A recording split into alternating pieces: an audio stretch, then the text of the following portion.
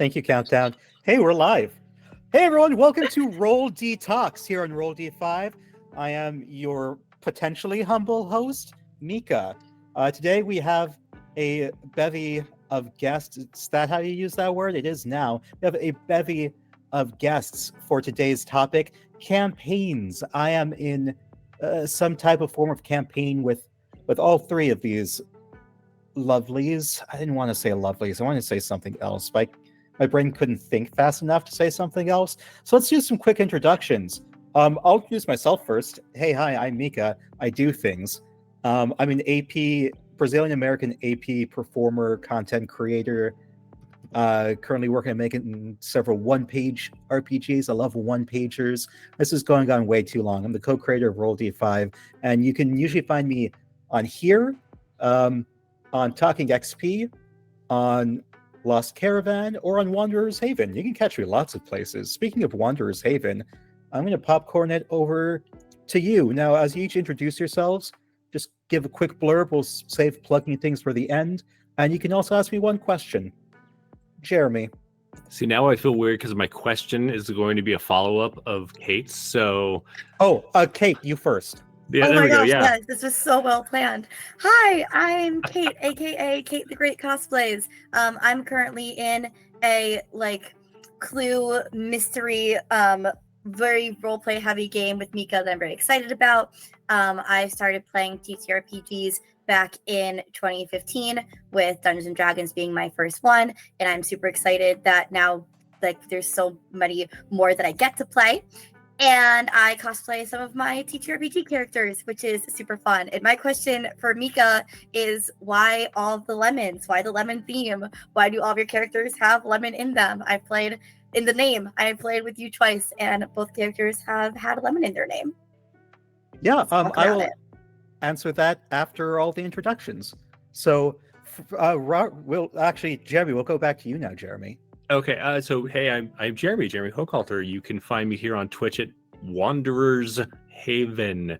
I have to watch how I say that because sometimes it sounds like Wanderer Shaven, and then people get really confused. Then I publish gaming stuff, and we play games over on my channel. And Mika is part of one of those games, at least. Been in a couple, but we have an ongoing Tyranny of Dragons flip the script one where they're being the cultists and trying to bring back the dragon goddess, which is so much fun.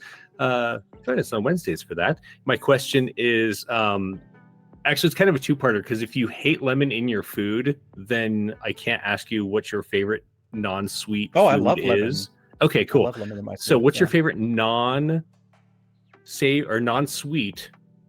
lemon food? Ooh, that's a good one. I don't know if there's an answer. Anyway, Rara. Oh, hi, I'm Rara. He, they. I play some games. Mika is in a Sad Sack podcast season that we're starting the beginning of this May, but currently recording. And I actually play for Mika in a different podcast that we're just about to begin. I'm fairly new to the scene. My question for Mika is, if I told you you had a nice space-time continuum, would you fold it against me? If I had a nice space-time continuum? Yeah. Would I fold it against you? Yes. Or hold it against me? Fold it, like time travel. It's very obvious you're afraid of all these questions, so I think we should get back to Katie's, the one that you've been running from since this episode began. Okay, hi, Kate. Hi. Also, pupper treat time already? Oh my goodness. Yeah, you're welcome. I still don't know what that means. I asked in prep, and I found out it wasn't Mika eating, but I don't know what it is. For Jeremy's pupper. What? Doggo. Oh, are you talking to Doggo? We can't hear you. Can we hear you in Doggo? I think the doggo's muted. Oh, The doggo's mic is off. Doggo. Well, all right. So while we wait for that, Wild the Lemons. So the very first time I started playing TTRPGs was in grad school, 2016. I was in two very short-lived campaigns before I started DMing. So in 2016. started DMing in 2017 after the two failed. Anyway, when I was making my first character, I was looking in my phone and in my notes. For some reason, I had written down Lemon Mercy. I don't remember why. I'm like, hey, that can be my D&D character name. And then I heard stories about people, like characters dying and everything, from podcasts I'd listened to. And I thought, okay, I'll just name all of my characters the same thing. So if they die, then I won't be as sad. And then it just turned into... And then, like, I mostly DM'd. It's only... Even on Roll D5, like, I do a lot of GMing. So it's only recently that I've, like, really gotten to delve into all these different lemon names. And so, you know, just recently, just this year, here is a list of the different lemons I have played. The third time I've seen you bust out that list. Lemonger, Citron, just lemon, limoncello, lemonk, Magical Boy Lemon Drop, Joshua Lemon Tree, Johnny Lemon Seed, Meyer Lemon, Lemon Sour, Al Dente Lemon, Lemon Whisker, Lemon Cap Birnbalmy, Lemon Leia Fox, aka the Great Lemon Stopheles III, Lemon Zest, Lucky Lemon, João Limão, La La Lemon, and Lemon Crush. And a so lot now of it's stories start with mercy, Mika, and I'm curious to see how this one ends. a lot of them end with Crush. I feel like you need to go back and make a cleric called Lemonade. I do. Lemon the Aid is one of mine I've done in the past. Totally missed it. Sorry. No, I've always that said- hasn't been this year. This year I haven't done that one. Gotcha. I've always Yeah. said when life gives you lemons, you should say thank you because produce is expensive. It's true. Okay. Oh, My geez, brother lemons. gave me the wildest fact, and we'll move off the lemon thing, but my brother gave me the wildest fact about the "When Life Gives You Lemons" quote, which is that humans actually bioengineered lemons by like combining, I think it was an orange and a citrine. So life didn't actually give us lemons. Humans invented that ourselves, which gives a great new meaning to that phrase, honestly. Humans I love it. do, in fact, a lot of these things to ourselves. Yep. Lemon Blossom, yes. I think there was another Um, question about lemon food that Jeremy had. Yes. I can only think of sweet things for lemons. That's why I made it difficult. About lemon, Yeah. you eat meat? Lemon custard. I mean, like, I like using lemon on things, lemon in cocktails. Limoncello. That'll So, like, work. none of these are like limoncello. I guess limoncello is kind of sweet. Yeah. But I can't think lemon candy or like lemon warheads are sour, That is totally fair. That's true, Mika. even Good though job. it's a candy. Mhm. Thank you. Do I get a And star? only barely, Treat? only barely Proper treat? acceptable as food. It's what kind of non-sweet lemon foods can y'all think of? Well, there's like lemon chicken if you get into Yeah, some right. Thai or Chinese, Asian type foods. Mm. There's lemon Yeah. soups, like lemongrass. Oh As in- yeah, I do like yeah. Okay, well let's talk TTRPGs now. I've spent too much time talking about lemons. We'll get back to Rara's folding time question later. That seems like an end of stream question. Mercy. So, as was mentioned, I'm in 3 different types of campaigns with y'all. How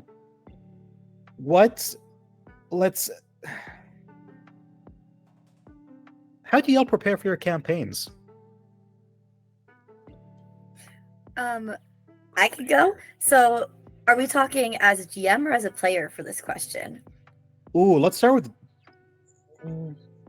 with player, actually, because that As? goes into a follow-up question I have, which is character progression. How do you work into your character growth and stuff into these campaigns? What are some of your favorite examples of this? Absolutely. As a player, I actually love what we did for the Lorlock Manor, which is to build my story off of another player's story, or to make sure that it's tied into something that the GM has thrown out that's going to be a part of their world. As a GM, I love making sure that all of my players' characters are very tied to the story. So as a player, I also like having those. And I think that creating that bond with at least one other PC early on is just really fun and interesting to me as well. So yeah, I usually just find like that character inspiration to kind of create from session 0 is we're talking about what we want the campaign to be like. If someone else has a character idea that I really latch on to, I think that when I've been really stuck for characters and because I'm a cosplayer, I'll think about a clothing piece that I would really like them to wear and kind of build from there, or really just start with like a class that I want to play and what kind of person would fall into this kind of class ability power set. But definitely from the get-go, building the character's relationship with the campaign setting and the other players who will be in it is the coolest part for me, and that gives me like the most personal buy-in early on. Anyone else?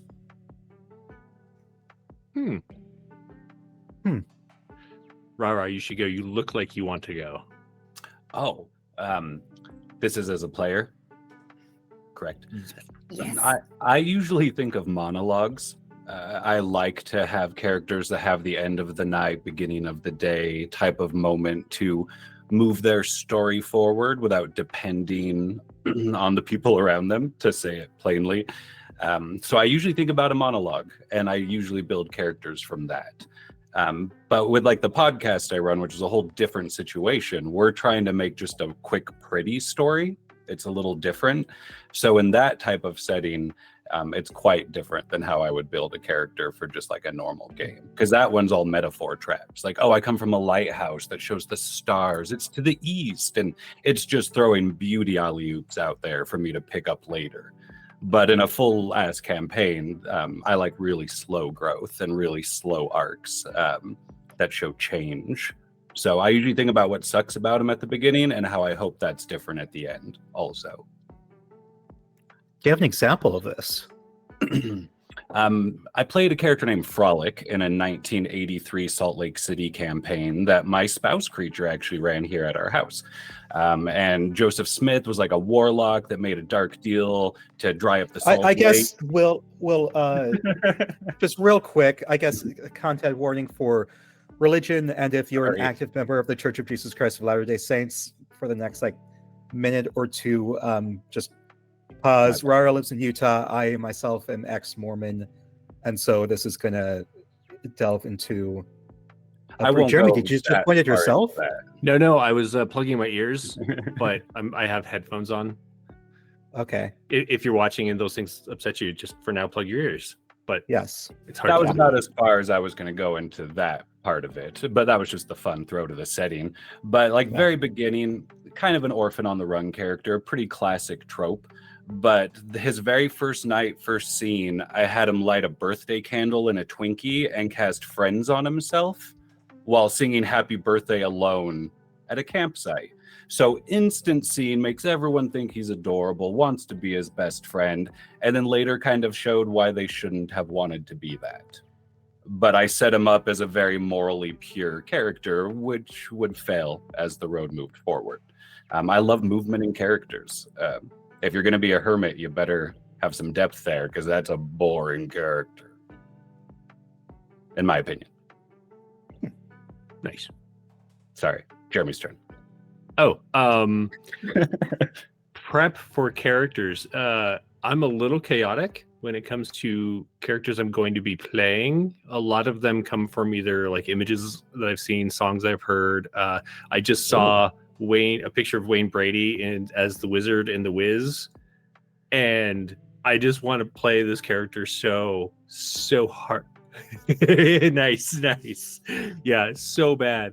So yeah, usually I see something that inspires me, and then building from there.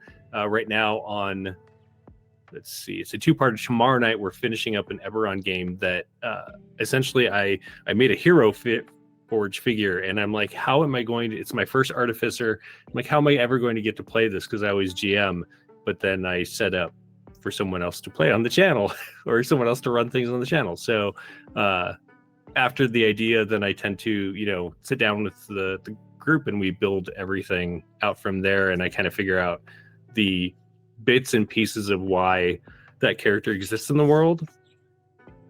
But yeah, typically starts with the inspiration image or song. Mika, do you just start with a lemon each Right. time, or does that come later? Sometimes I do start with the lemon name I want to use. Do you just have like Other times, that's just thesaurus.com? sometimes. Yeah. No, I start with the character first, and then I decide which lemon name I think is appropriate. Once you start branching out. Yeah. Let's see. Most recently, I guess for Ravenloft Misfits on Talking XP, I think Johnny thought I was serious. But when I was making my character, I tossed out like, oh, since you need a cleric, I'll be Lemon the Aid. And he's like, okay, one, that's fucking hilarious. Two, this is a bit more serious. And so he came up with Citron for me. I'm like, that works. That's good. When I invited But- you to my Dark Fairy Circus podcast, and you're like, Lala Lemon's my name. It's like, all right. I did invite Mika. Well, it's Fae. It's Fae. I imagine a Fae creature being named Lala. How did I for that one? Did I come up with the name first or the cat? No, I chose the witch's bird first. And then I thought, okay, I've been wanting to use Lala Lemon, and I feel like a Corvid would work for a Corvid type character. Lemon Zest. I don't know why I chose Lemon Zest for your campaign, Jeremy. It was like fun. a lemon It was funny. survival group. Like each of us has been hurt by Mika's lemons in different ways. Yeah, I mean, we're playing sisters in the Clue campaign who you had compared to the actual Fox sisters, because our sisters are kind of clairvoyant and giving people, readings of the world beyond. So we were looking at like their names, and one of them was named Leia, so that was Lemon Leia, easy there. Yeah. And then mine is like Citrine Margareta, which now I'm like so honored that I get to like have a lemon verse character with you. Oh. I'm so happy you went with it. I love gimmick stuff, and it's fun. And yeah, it's just having that little, touch on the character, that it's a character, it's still our character, it's still us. That was a conversation I was having with someone the other day, who coming from being a theater person to a TTRPG person, and how there's a piece of us in all of our characters. And then also I know we're in like TTRPG groups where we talk about the content creator side and how we brand ourselves, and that lemon is now like a part of your brand, and how you use the lemon emoji to react to things, and it like helps you be kind of more known in the space. So I like it. I like it. It's like your ex. There's this group I'm in that's planning for a charity thing this summer, and of course the character I made, like there are a lot of people in this, and of course the character I made is a lemon. It's Lug Le Monk. He's a monk, and he is a hot priest, and he's the demigod of citrus fruit. And so it's like in the group chats we've been separated in, everyone's like, I'm the demigod of storytelling, of such and such, and okay, I'm the demigod of citrus fruit. And it's to the point where like when new people, oh my God, Rara, when people are brought into the group, and like we're introducing ourselves again and stuff, they're like, oh, you're the lemon priest. Yeah, I know you. I've heard about you. I'm like, oh, so the person in charge during character creation is breaking that stupid thing up. And now there's a whole joke about like how there's going to be a lemon cult. I'm like, cool. I'm going to hijack this big thing. I'm going to make the C plot now me getting people for a lemon cult. But I do have 2 different logos I've used. One of them, I have a shirt that says citrus.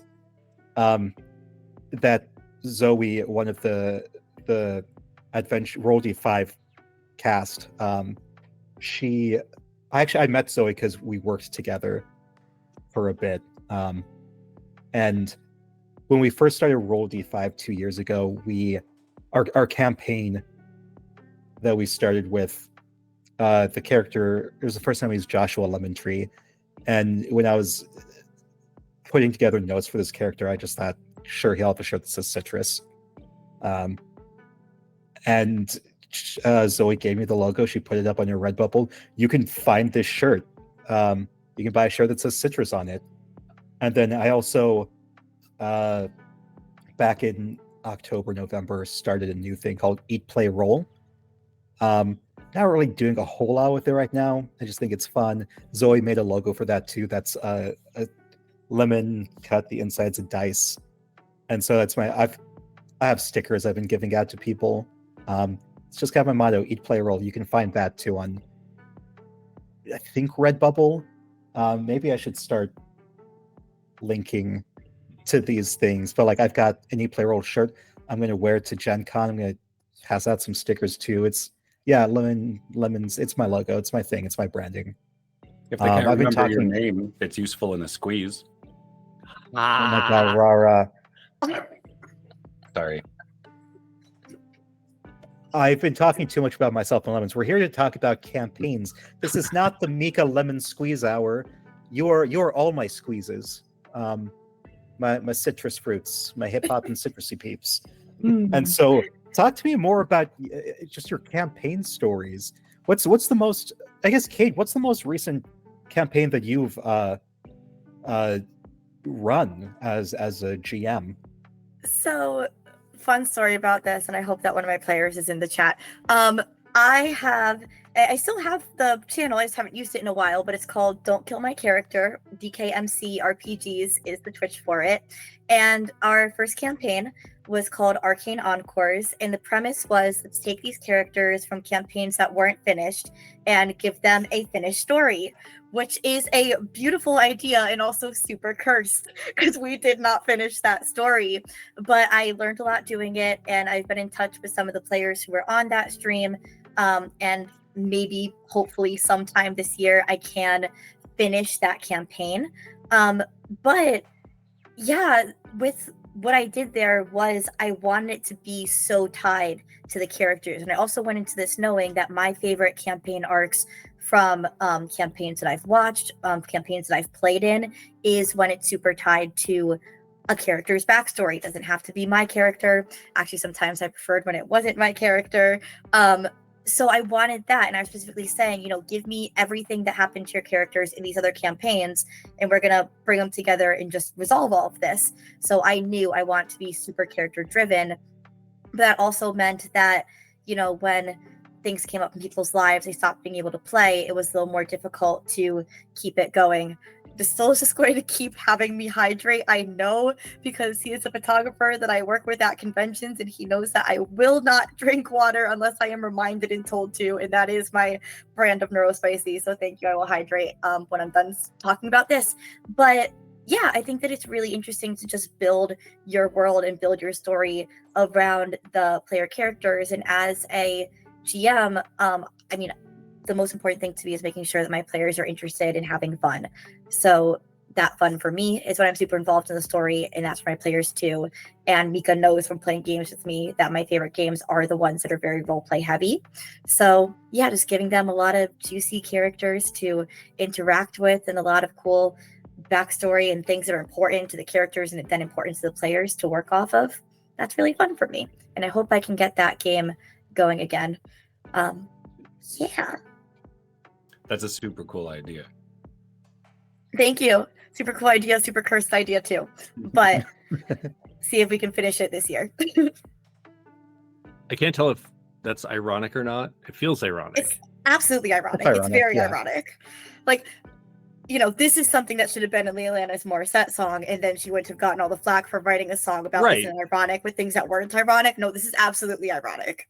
100% ironic. It's that song that I'm always like, okay, this feels ironic, but is it? Yeah, because I remember my memory of that is like being in my 8th grade English class and the teacher playing that song and being, this isn't irony.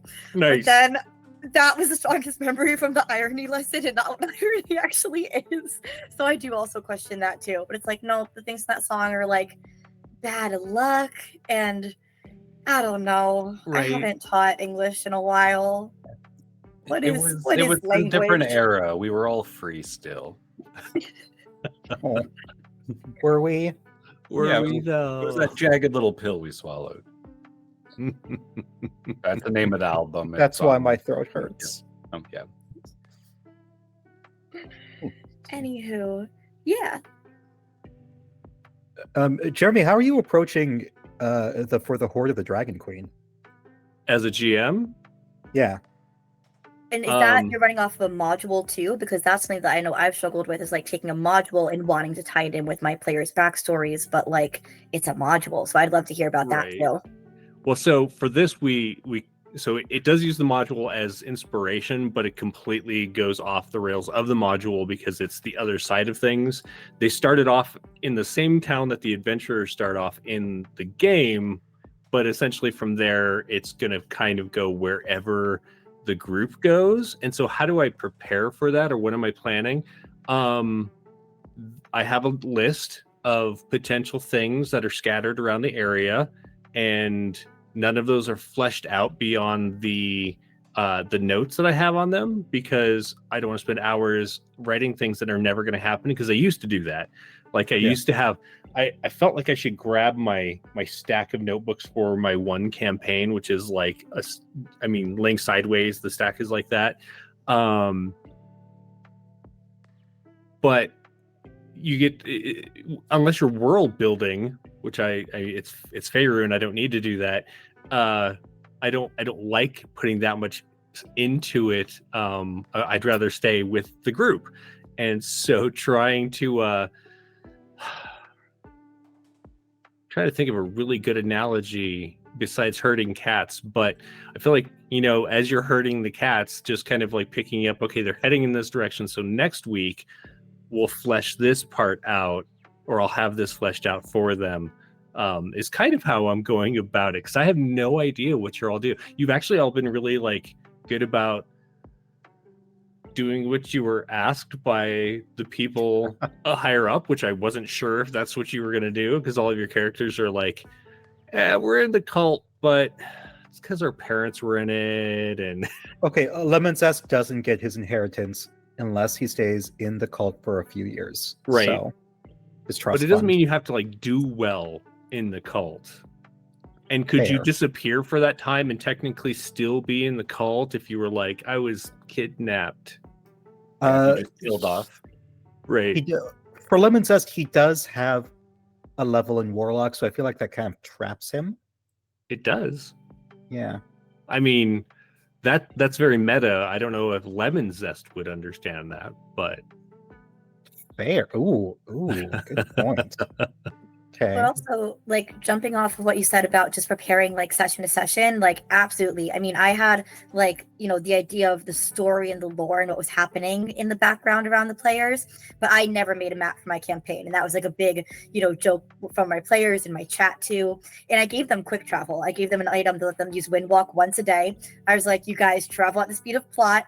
And I built out the map and what existed in the world, like, as it became necessary to the campaign. Like, of course, I knew some things that existed, but I was constantly throwing more in. So I felt like if I were to make a map, it would be too, like, constricting, and I'd be, like, beholden to it. right. And I don't know. So everything, everything that was created, I'm going to hydrate myself again. Everything that was created was just, like, around what the players were doing. And also, I love improv, and I feel like a lot of times I'm better thinking on my feet in the moment than planning in advance. Yeah. So having that trust between myself and the players that, like, we'll just throw some stuff out together. Like, my DM play style isn't much different than my player play style. As a player, you don't know the full story that's happening. You're reacting to things as they happen. A lot of what I did was just my players said something. I was like, wow, would it be really cool if they just got this information, or NPC said this, and I could do that, and I'd add it to my notes or read my players' notes later, because they were always nice enough to share those with me, and figure out how it worked into the bigger world. But having that idea of just, we're actively all creating and building this world together in, real game time, like, that's more fun for me as a DM. I felt like I just put too much pressure on myself to have these prepped maps and cities and things. And I was just like, look, I'm not going to do that. We'll make it up on the spot together. That was more fun for me. Nice. But I do know that some people really love and thrive off that like world prep and figuring all that stuff out. That's cool too. I think a lot of the world prep comes spur of the moment for a lot of the things I've done in the past. My brain, I'm trying to think of how to say this, I guess. Like, I can get very collaborative with my players about certain things, like about certain truths of the world, where I'm like, no, I like that. Yeah, like we joked, that was a joke, but like, no, this is in there now. Sometimes they're super dumb and super silly, like in Curse of Strahd, when they finally made it to Castle Ravenloft. There was a joke about Strahd having a ska band called Curse of Skad, and so there were some vampires who, in one of the parts of the castle, were practicing their ska music that the group ran into. And the players just love that stuff so much. Yeah, it's fun. It's dumb. Or if they like, another example is early on, when I did Curse of Strahd, I use that as more of a basis, sort of like what Jeremy's doing. Like I added in a lot of homebrew stuff. And one thing I did was I love surrealism as kind of my specialty in grad school when I do my fiction writing. Surrealism's my go-to, and so I did a lot of dream sequences. And in one of the characters, so for Curse of Strahd, one of the intro I liked the most was people being brought in through the mists into Barovia. So one of the characters was from Exandria. She was a pirate, and so in her dream, there was a corgi with an eye patch named Pegleg Arvin. And I said, like, in your dream, you see it's a corgi, but at the same time, this to be Pegleg Arvin from your pirate crew. And then after, when they woke up, they're like, wait, no, can we have the corgi? Like, I thought we'd wake up the corgi. I'm like, okay. So what I did was, I remember, I kind of decided that Death itself was going to be their patron while they're in Barovia, because Death's like, yeah, like the souls are just tracking Barovia. It's not a good look for me. I don't like this, so I'm going to try and support you. And so I just kind of say, like, okay, you get the dog, and turns out the dog is an emissary of Death. This is Death's dog, keeping an eye on you. I'm on kind of both sides of that prep talk. I GM a weekly game that's not streamed. That's an entire globe, about 9 continents. I know the governments of them because I've GM'd out of it for like 3 years or so now. I've gone all the way back and played out events from the creation story and like cataclysm stories, all of that at like tables with friends and things like that. So I prep for that a decent amount because it's kind of a political intrigue campaign. Like they can topple whole nations, cities get taken over by other cities. It's there's repercussions for anything they do wrong that are pretty extreme, but it's also very open world. They can literally go to any continent they want. And if they get on a boat, they can be in a whole different story. It's kind of up to them. But the podcast one, that's much more railroaded. Like we're definitely making like a dark fairy tale not children's book. Children shouldn't read it. We're more making a dark fairy tale, choose your own adventure. Like they might have 3 options, but they can't just leave on the next airship and suddenly they're going to go in a war in a different country. So a much different type of prep with the 2 of those. Especially I absolutely want to listen to that because I'm very into the whole twisted fairy tale genre. Like Once Upon a Time was my hyperfixation for a while there. Like I feel you, but also like going off of the railroad versus not railroad. I mean, for me, I feel like the hope is my players and characters are going to care so much about the story I've built around their characters that they're not going to want to do something else. But we also have those episodes that are just pure silliness, where I give them a magic item that ends up rolling on a random table, and they roll 10 times for magic eggs and just keep eating these eggs. Real episode, like 45 minutes of them eating eggs. But like, yeah, I know that some people are very against railroaded campaigns and want to be able to go off and do whatever whenever. Me as a player and as a GM, I don't mind it, for how like indecisive and how many decisions that we have to make for ourselves in real life. Having a clear path and goal doesn't upset me in TTRPGs. And also, yeah, I feel like it's so much easier for the game masters and the players that way. But yeah, I love hearing about that stuff. I'll have and the how players like the full sandbox can work. I'll have players request to make it a little snugger from time to time. Like, there's just too many options right now. Can you give us like 4 paths? Right. Which is fine. Yeah. I've totally felt that as a player, just that like, gosh, there's too much to do right now. And that kind of stresses me out. It's like, I know that as a party, we can't do all of these things. So what, yeah, like, and then you have the issue of like, if different party members want to do different things, do you split the party for a few episodes? I love splitting parties. Yeah. That's why I don't stream that game, though. I see it as like GMing, like in Rocky 4, when he's doing push-ups in the snow and the other guy's doing steroids. I see that as like training for streamed games. Like, let the players go to different continents. Sure, okay, I'll try to keep up. But then I just apply what I learned to much easier to run like one-shots, where every player's really getting like 25 minutes. They'll probably roll about half a dozen times. They don't really need to learn all the mechanics. Just 2 very different worlds, both incredibly fun. But I love that home game. Like, I have maps of the world on the wall, and I sit there and look at it, and like, oh, if I could only have been alive back then, knowing that I made everything up. But that comes from like a writing background. I'm not from theater. My partner and I used to run like a poetry publishing company, and I used to tell fairy tales on stages and things like that. So it's more from that side of things than I've never performed Shakespeare. So I just get way daydreamy about it versus knowing what I'm doing, really. Speaking of poetry, something unique Rara does is for The Heart is a Dungeon, the podcast, you start each episode with a limerick. Ooh. I do that. I'm trying to do a weird story with that. We have every character's got a backstory episode. So we go visit an origin point of their story and we play that out so they could get in contact with their character. And we have standalone episodes, which are other people joining us to show just movement happening in the world that has nothing to do with the main party. But it has a cast of 20. So I have a lot of pieces to move around. And if we wanted to go all the way back to 8-year-old me with like 200 Lego men and no sets for them, because we were kind of poor, but my mom worked at a thrift store, so I could gather the dudes, but we never had like the ships or castles. I would just sit outside and make these elaborate novellas. Like, this is the neutral cafe where they fall in love.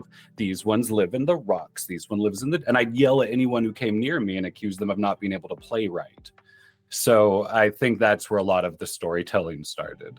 As a player, I'm much more of a chaotic force most of the time. As a GM, I tend to be a little more... stable. I feel like I want to do a whole other conversation with you on when you do and don't need mechanics in games, because like, we inherently as children know how to play pretend and create mechanics and rules that will maintain the structure of a game that we can play with other people. And then as adults, it's like, we need these 100+ page rule books to do exactly that. We don't really need that.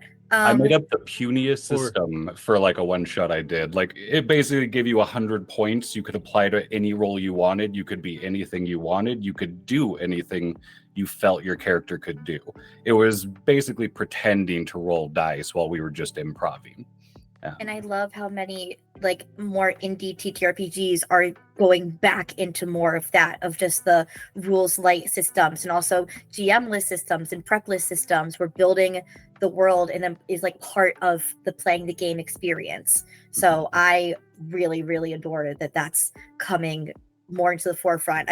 feel like I say this a lot when I do streams or talk about anything at all, but my tagline is we never grow out of our need to play, but we certainly grow out of opportunities too. And I feel like so much of TTRPG, community and culture and the rise that we've seen in it lately is that it gives adults a, way to play pretend again, that they've, some that have been missing for a long time, or some of us were like, we're never going to let go of this. And it's also why I get to do the cosplay events that I do at conventions, because it's welcoming people of all ages to keep playing pretend. So I just love that. Nice. My spouse creature and I also have she probably will get upset with me for bringing it up, but we have a Las Vegas game that's just the two of us, and we take turns GMing and playing. It's 2050. Las Vegas is in quarantine because COVID only got worse till people developed powers, is the setting. So we both live in different hotels that people now use as cities. So they run one hotel, I run a different hotel. Our characters never meet or cross over. But I have 200 NPCs in the hotel that she lives in. So you can date, you can go to weddings. Like, it is... I thought she starts running a strip club in the game. Next day, she's monogamous with a character. I made so many cute NPCs. She got a monogamous relationship on day one with a druid. Just the way you said druid, and run together. The spite. Yeah. Druid. How dare. We can keep talking about when and when not to use mechanics if you want. Well, if you take out cards. I do want to throw in there. I do want to throw in there because I've had this conversation with a lot of friends, and it always makes me sad because people are like, oh, have you seen this system? It's really a great character-based system as opposed to D&D. And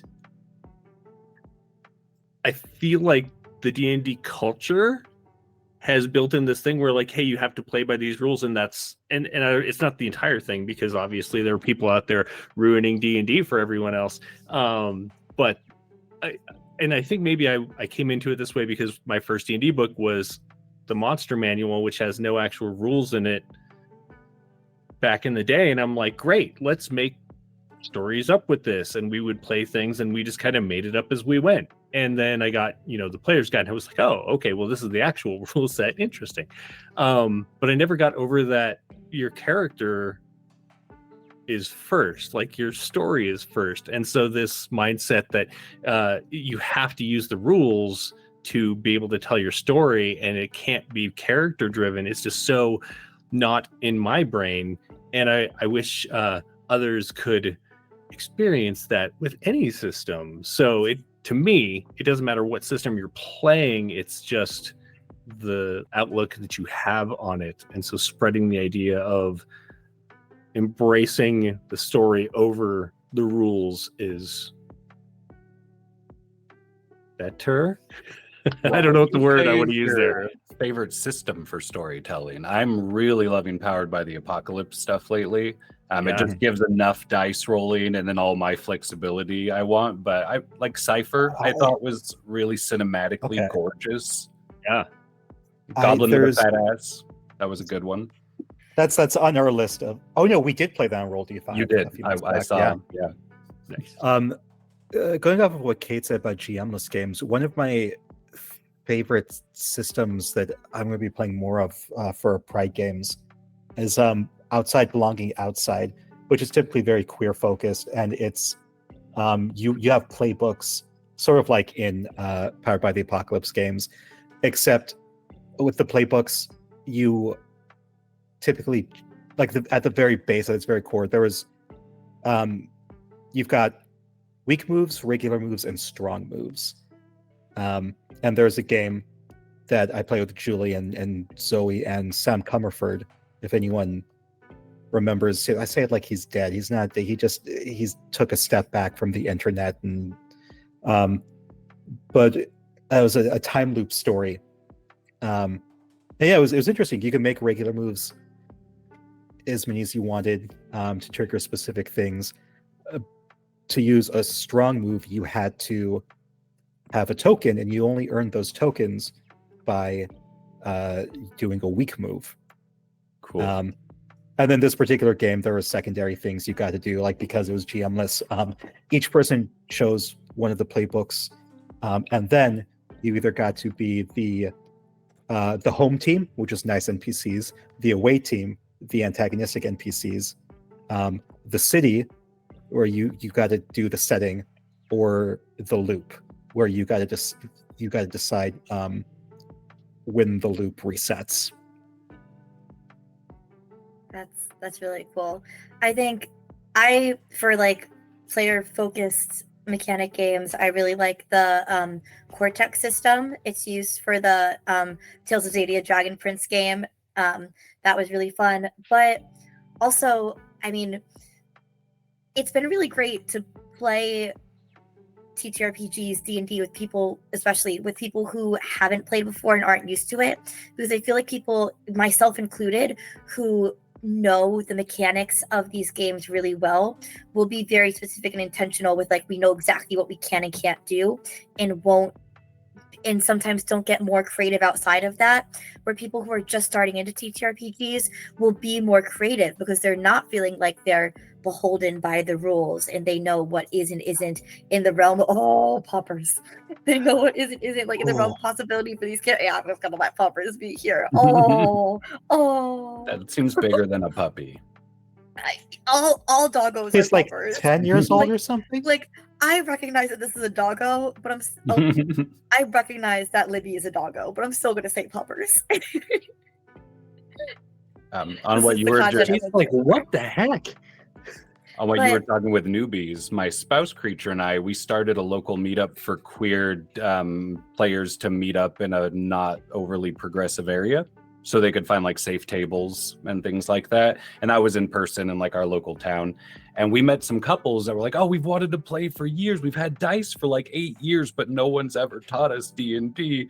So we ran a bunch of like teach them how to play 3-part little campaigns at our house. And watching them realize how 3D the world was, all of a sudden, like, can I just take the torch from the wall? I was like, yeah, you can just take it. I'd like to sit in that chair. It's like, yeah, nothing stops you. Yeah, you can do that. But watching them, it start to click is one of my absolute favorite things about these games, is watching people maybe trigger a part of their imagination they haven't had to use in quite some time, a part that's still a little young and maybe a little innocent towards things still. It's my absolute favorite. Every time Mika says lemon and he gets those little drops in his eyes, like my heart just grows. Drops of lemon. Yeah. Lementer. Drops And- of lementer. It's I not wanted to working. bring I it back to see the where main you're topic, trying, lemons. Yeah. Yeah, this is actually a lemon stream. But if I can divert from the lemons for one moment, because we're also talking about, systems without rules. And I mean, I kind of bridged between being able to play pretend as a child and, being in theater, but you can really only do that, during the theater time, and, finding TTRPGs and really being able to play those with like being in RPG chats, being in like text-based roleplay chat threads on fan fiction, rest in peace, on NaNoWriMo, rest in peace. Like, and that's how I yeah. But like that was, some people would like, whoever would kind of start the thread would be like, okay, here's some guidelines, some rules. And every now and then someone would come in with a character that was way too OP, and someone would come in and say like, hey, doesn't really work for the story we're telling. But just this collaborative storytelling that doesn't need rules so much. And also, I believe in like the player's handbook, in the Dungeon Master Guide of, even maybe in the monster manual for Dungeons and Dragons, there's that blurb that says, like, the rules are a guideline, and things are ultimately up to the GM and the players on when to use them and when not to. And I think that, and I know from personal experience too, with myself and with other GMs, that balance becomes such an issue with, I don't trust myself to go off of the book because then things are going to be off balanced. But the GM screen exists for a reason. You can add health points, you can change numbers, you can fudge rolls. I feel like nothing, like I feel like the dice won't always tell the best story, the numbers won't always tell the best story. At the end of the day, we know the story that we want to tell together. And it should be up to the group in collaboration, which is why I also really like the collaborative systems that don't use dice to resolve everything, or are more rules light and just based on like the group decisions. But yeah, just like knowing and having the trust in that group that like at the end of the day you can tell a great story together, and sometimes rules and mechanics will get in the way of that. So when to put that aside for a better story. And if that's the type of like table you're at, like as a player, I don't always like co-creation. I'm there to be immersed. I don't really want to see how the sausage is made in every game. I like thinking there's still some mysteries, and I'm not the one who like named that town that I'm about to go to. But that's also because I GM so much. It's nice to not know what's around the bend sometimes. Other games like the one I run with Mika, we kind of set our scenes. Well, I'm like, hey, this is what we're doing. You guys have all the space in between, but this is the beginning and end of what we're about to do. You all can fill it how you want. So that's a little more of a co-collaboration. But in like the weekly game I run, they don't have really any say in what happens in the world as much as what their character does and makes change in the world. Like they can run for city office and things like that if they want to really change a town without violence. It's all open. But other games I've ran, we sat there and built it together. And I really, really love both. But I really like making that a clear line at the beginning too. Are we all building the world together, or are you playing in a world I've built? Kind of two separate sides of the fun coin. Yeah, absolutely. That's so valid. And I think that's like speaks to why, we've also made this to talk about how to prep games and campaigns, why session 0 is so important to like put forward these expectations and likes and dislikes at the beginning, and then beyond just session 0, having those check-ins between after games and between games. That's something that I give my players of the Don't Kill My Character game a lot of credit for, because I would sometimes sign off right away to go jump into a friend's stream, and they ask me, they're like, hey, can we have some time to talk through and process what happened in the game? And yeah, absolutely, that's so important. So having those out of game check-ins constantly, not just in the session 0, but also putting those expectations and what you like and dislike forward in the session 0 is really cool and needed. And some games are designed really cool for co-building. Like I played a Nahua, it's a Mexican powered by the apocalypse system where you're running like a cantina, but a lot of the moves are about like community building and making relationships with the town and the groups around you. And I played Songs for the Dusk, which is like a optimistic version of Blades in the Dark. It's basically paint it with pastel.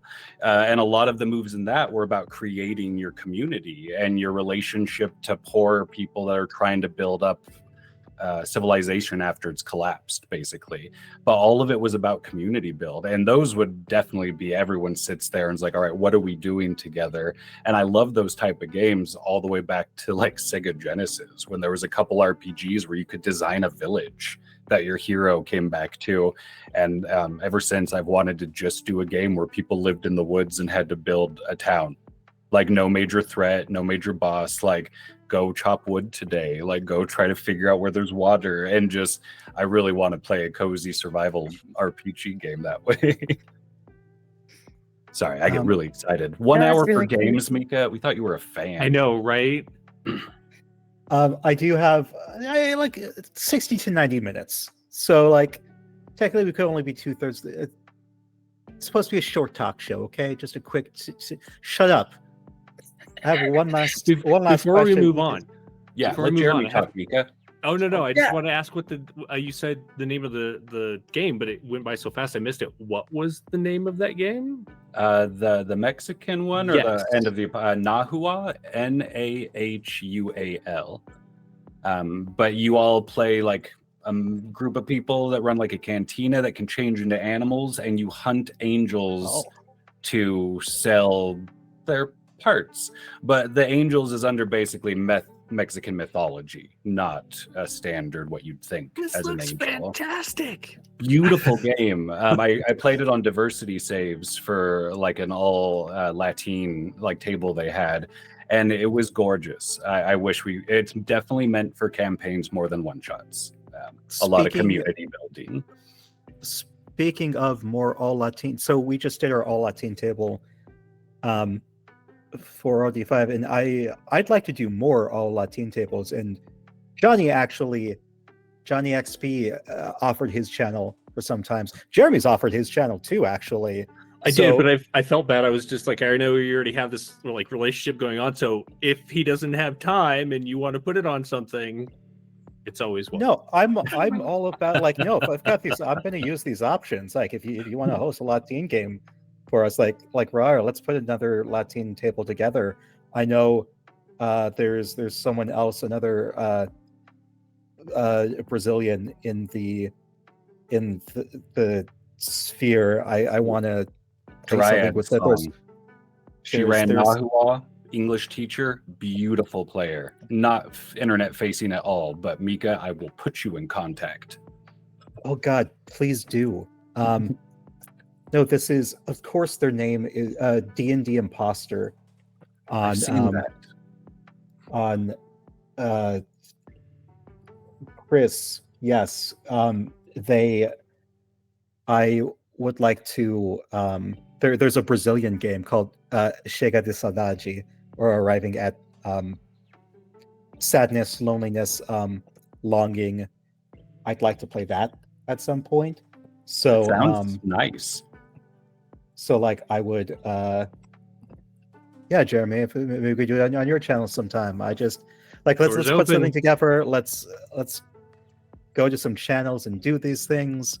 So yes. Does anyone here create games? Just so I know, or anyone here, do you actually make games people play? I know Mika has a Corvid one. Right. I do publish stuff. Most of my stuff has been for D&D or Pathfinder.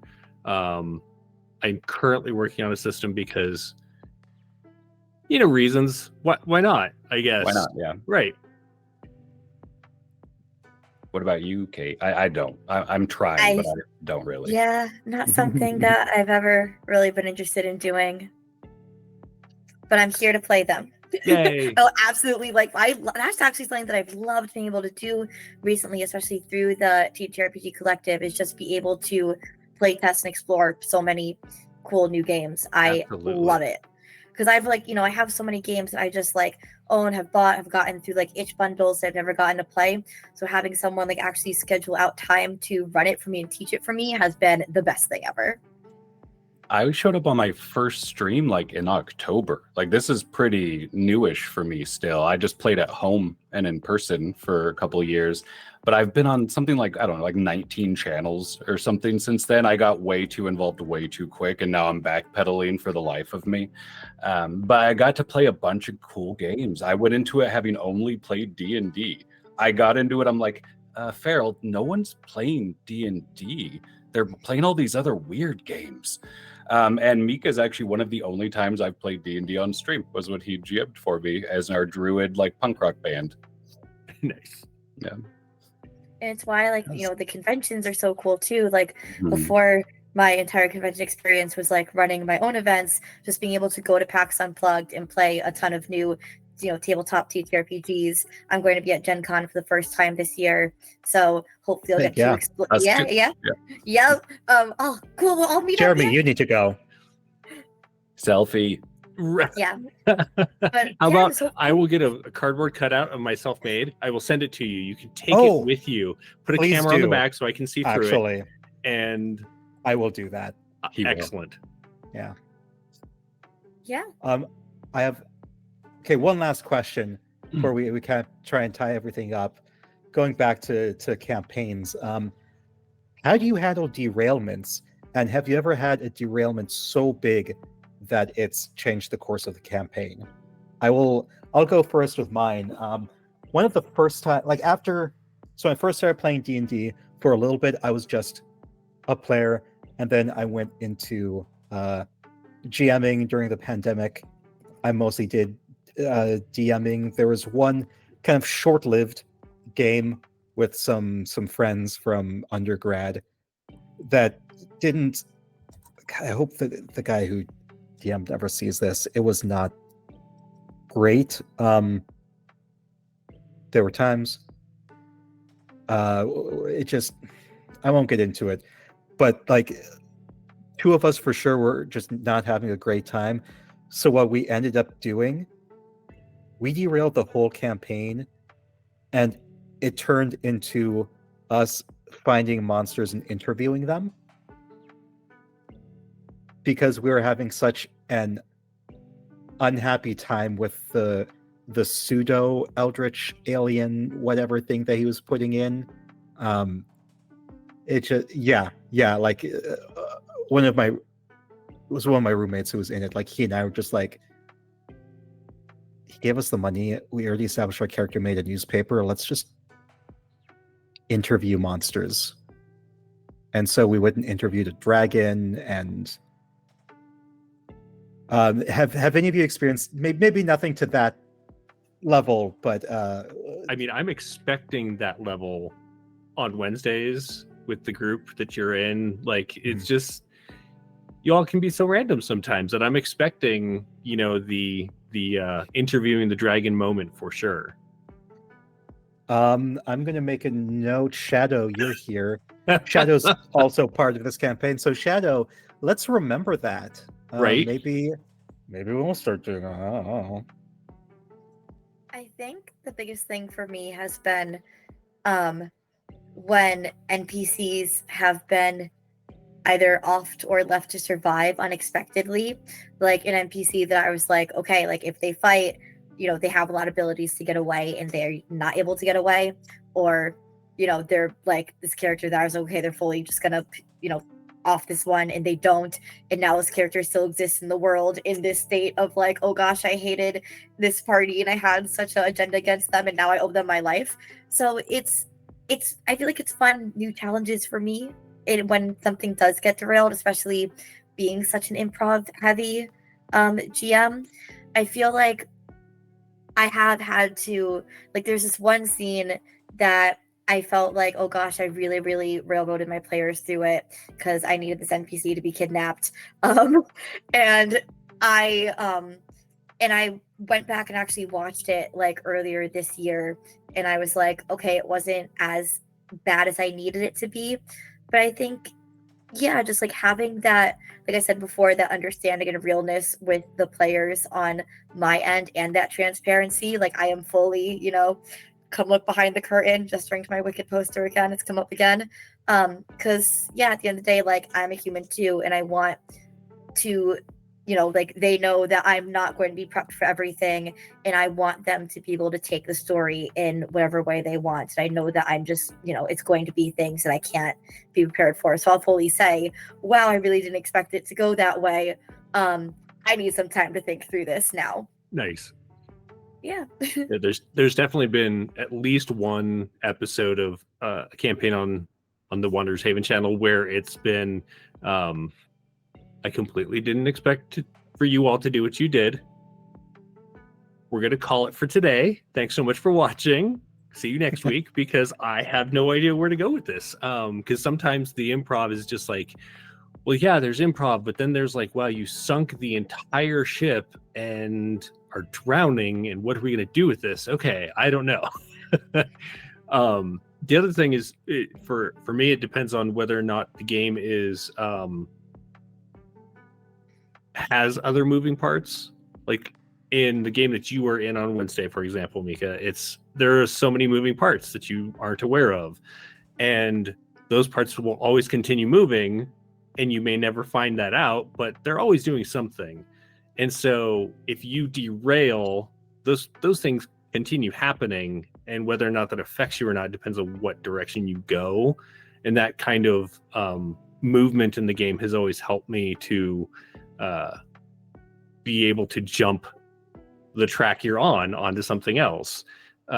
Whereas other games where it's not that big, because like you're not in a like a world ending kind of game, but it's a world altering kind of game for sure. If the evil dragon goddess shows back up and is stomping on the world, that's probably uncomfortable for at least a few people. So in smaller games, it can be less simple for me to figure out where you're going, but I never want people to feel like they have to do the game. I always ask people, like, is this the game you want to play as we have the session 0? And then say, if you could make a character that wants to play that game or be a part of that game, that's great. But sometimes you end up like it doesn't go the way you expected it to. And so people end up going off in a different direction. And I'm completely fine with rolling with that too. It's just like we mentioned a little bit before, it just may take an extra, like, we're going to end here and next week come back to it. Oh yeah. I'm kind of with Jeremy on that. Like the big world IGM, that one you can't really go off the rails. It would take days to get to certain cities. Like, you can't go that quick most of the time. And I roll dice for characters the players never interact with to see what decisions are made by kings and generals and all that stuff. So I'm very familiar with that world. If they try to derail it, it's like, oh yeah, you're fine. Like, keep going. The smaller one that we're doing, Mika, for the podcast, that could be easily derailed, because that's like, do you want to go left or right at this crossroads? And I basically plan for left or right. It's kind of more of a choose your own adventure than a TTRPG. If you all chatted behind my back and were instantly like, we've all chosen to go into the sewer. Like, well, I don't have a sewer, because that game's different. You're not trying to solve a puzzle. You're trying to make a beautiful key and convince me it's enough to let you move on in the scene. So that's a different type of game. There's not really a right or wrong. There's just make it prettier or we're staying here. And I just make them cry, Mika and all the other players, like, can we please have a break? And I'm like, none of this has been level 9 pretty. Keep going with the monologues. I can monologue. I can do that. You can. I love monologuing. Does your monologue mean the same as the monologue that I'm using? Like someone just giving a speech for a long time? Mhm. Oh, sweet. That's a specialty of mine. Same. It's one of my only skills as a GM. Yep, we love monologuing. All right. I think it's about time to wrap up. So are there any final monologues you would like to give? I brought 3 games I wanted to mention that I'd been playing, and I mentioned Nahua Yes. and Songs of the Dusk. Love is on the Cards is one I got to play on a stream, which is you make a rom-com. It's a GM-less game. It's just you and another player, and you make a rom-com movie through the game with like an arc and a finding each other again. Incredibly cute. It's made by a friend in the community who will be showing up on the podcast at some point, even though that's been a secret till right now. I shouldn't have said it, to be honest. But it's a really I fun missed game. it. What was it? Nothing. And I wanted to mention Yeah. earlier when Kate had mentioned GM-less games, because I grew up on some Sleepless in Seattle and Anne of Green Gables, and I absolutely loved playing this game. And those were the 3 that I had written on my index card. Yeah, what are the games y'all are upset with? Sorry, we didn't really get to that portion of We had a bunch the of talk lemon show. stuff. Yeah. It was way more important than the plethora of impressive indie TTRPGs that are out there. Are there any indie TTRPG systems you're kind of obsessed with right now? I mean, Oh. the one that's coming to mind is, I mentioned the TTRPG Collective a lot. If you're like a content creator in the TTRPG space, join this Discord, is awesome. But Good Soup was so much fun. Yeah, we played, was that another one that we played together? We were in that game Yeah. together, weren't we, Mika? Yep. And yeah, that is just like one of the games that kind of hits on the things I talked about, where it's prepless, it can be done GM-less, and there is dice that you can roll, but like every result is like, you know, if you roll low on the dice, it's like probably won't work, or, you know, might work with the complication, or might work, but it's all like, even the dice rolls put the decisions in the power of the players, and even has a mechanic for kind of passing that decision making around. So yes, I do really like Good Soup, and it's also a very accessible game to play with younger audiences too. It's actually the next game we're playing on Roll D5 on Wednesday. Wow, look at Yeah. that transition. We are so pro here. Absolutely. What about you, Jeremy?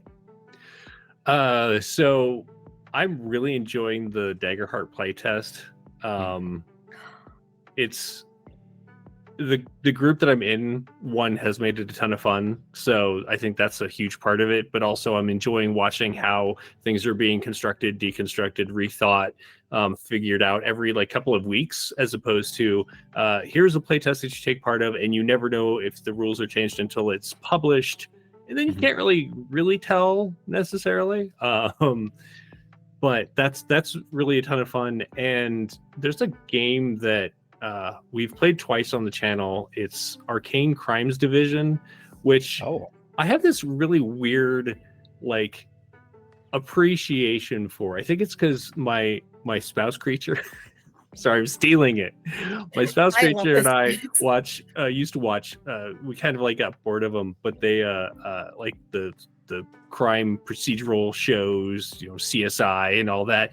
And one day I was like, I really want there to be like a CSI fantasy-based RPG. That would be so amazing. And literally the next week, this Kickstarter started that was for Arcane Crimes Division. It is like, it does have a GM, but it's not necessarily like set for like a big group. It's very much like you are a detective or you're a duo. If you have more than that, then you're actually like splitting them up between cases and stuff. It's just there's this certain like I don't even know what it is. There's a certain amount of like giddiness that game gives me, because it is so simplistic, but yet it's still, I really enjoy fantasy overlays on things that aren't typically fantasy, and I feel like that's one of them. So that's been a ton of fun. One final pupper treat is being delivered. Thank you, chat, so much. She appreciates it. My back doesn't appreciate it because I have to pick her up, but all right. I'm obsessed with Powered by the Apocalypse. It's my favorite thing right now. Yeah. I'm trying to make one with 20 playbooks for season 3, and it's difficult. So clarify for me, is Blades in the Dark was built from Powered by the Apocalypse, right? But then it kind of became its own thing? Like cousins that then decided not to talk for a while, a little bit. Gotcha. We're playing Blades in the Dark, Familiar. and that is a ton of fun too. The game we're playing for the Fairy podcast was actually made by the grandfather and grandmother of Powered by the Apocalypse, and it's their little fairy game they made together starting in college before they made like Apocalypse World. What? And it has totally turned me on to the system. The moves are hard as a GM, I will say, but I really love it. Nice. They're like, oh, I hugged them, so now I turn to win and blow away. It's like, oh, okay. Wow. Okay. Yeah. All of them are like that. Mika's played it. The moves are massive and pretty epic in the game, and it's one of my favorite things about it. It throws me off every time someone succeeds. What's that one called? Under Hollow Hills. Fairy Circus Biz. Yeah. If all of you, so all these games that we've mentioned, if in the Discord channel, if you could post those in there, then over the next week we will post these out on the Roll D5 socials so other people can check them out. Love it. All of you, thank you so much for coming on, talking about campaigns and everything. This has been lovely. Oh, we're going to talk about campaigns? We're going to talk about baseball cards. Right. Yeah. And we can save that for next time. Yeah, the lemon talk kind of took over the baseball cards. Sorry. Let's go around again real quick, say who you are, and go ahead and plug anything you're working on right now where people can check you out. We'll start with Jeremy. So I'm Jeremy. I would say go to my OnlyFans page, but apparently I've been doing it wrong because I just have one fan that's just constantly going. It's not like multiple fans. So instead, you can follow me here on on Twitch. I felt like I had to out dad joke rah-rah, but I wasn't sure how to do it. I was actually told not that you had to have more than one fan by a friend of mine, and that's why I'm not making money. You can find me here at Wanderers Haven. Over on socials, I'm just WH Pubs to make it shorter for everyone to type in. Tomorrow we're doing the second part of our Eberron game that was just a two-parter. Eberron's been out forever. I own like almost all the books, and I've never got to play it. And so Miko, well, I feel like we're gonna have to do another game then, because it's been a ton of fun, and it is also my first Artificer. So I'm so excited for tomorrow's probably dramatic, and I'm not sure if my character's going to survive kind of finale. And then join us on Wednesday for the game that Mika's in. For Tiamat! For Tiamat! Right, Rara. Oh, hi. Hey, I'm Rara. He, they. You can find me under most things of Rara. I don't know. They're a little different. Be careful which ones you add. They might not be me, but it's something like that. I'm playing in a Serenity game on Wednesdays on Girls Run These Worlds for like a month and a half. On May 3rd, I'll be on Science and Sorcery playing the worldwide wrestling game for the Palestine Children's Relief Fund. And on May 5th, I'm going to be VMing on live stream for the first time on Telltale Hearts in a Star Wars game.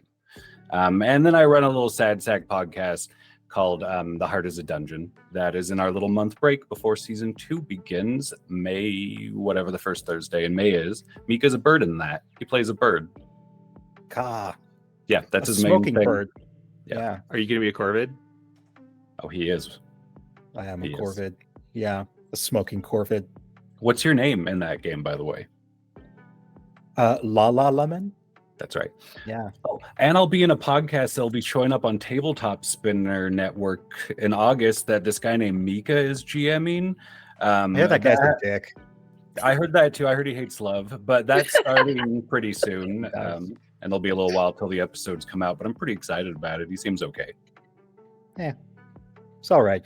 The game is great. Relict. The GM, I probably could have chosen better. Kate.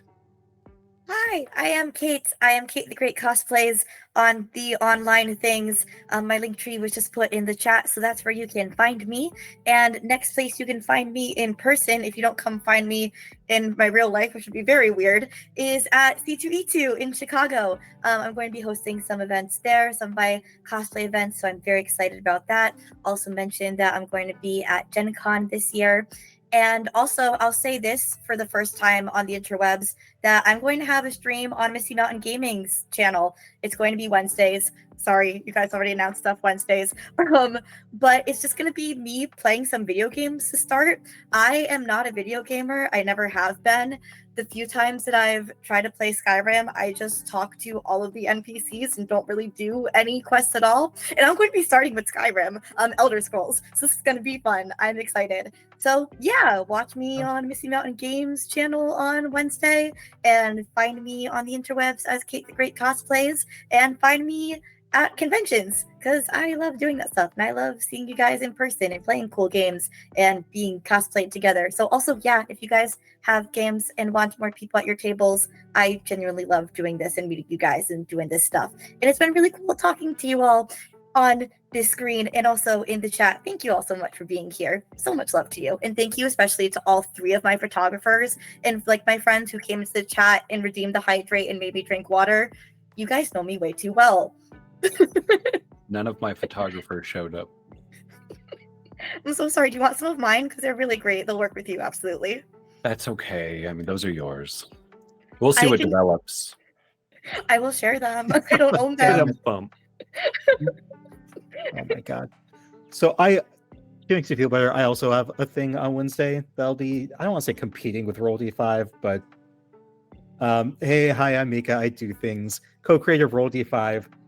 The next Roll D5 stream will be Wednesday the 24th. It'll be Good Soup. On Wednesday I'll be playing on Talking XP, playing our Triangle Agency AP performance review.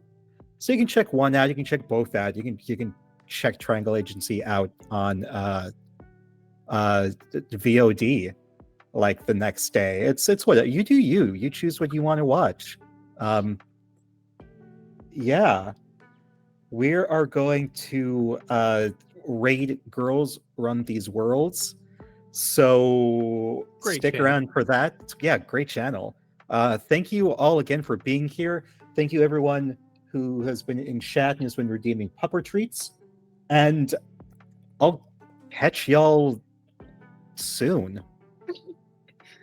Thanks, everybody. That was solid. Thanks, Shadow. Thank you, Shadow, for doing Thanks, that. Thank you, Shadow. Thank you, Wait, Yeah. Shadow from that all Latin table I saw earlier this week. What?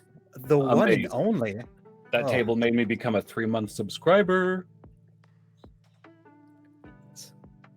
Put Latin people in your games. Seriously, please do.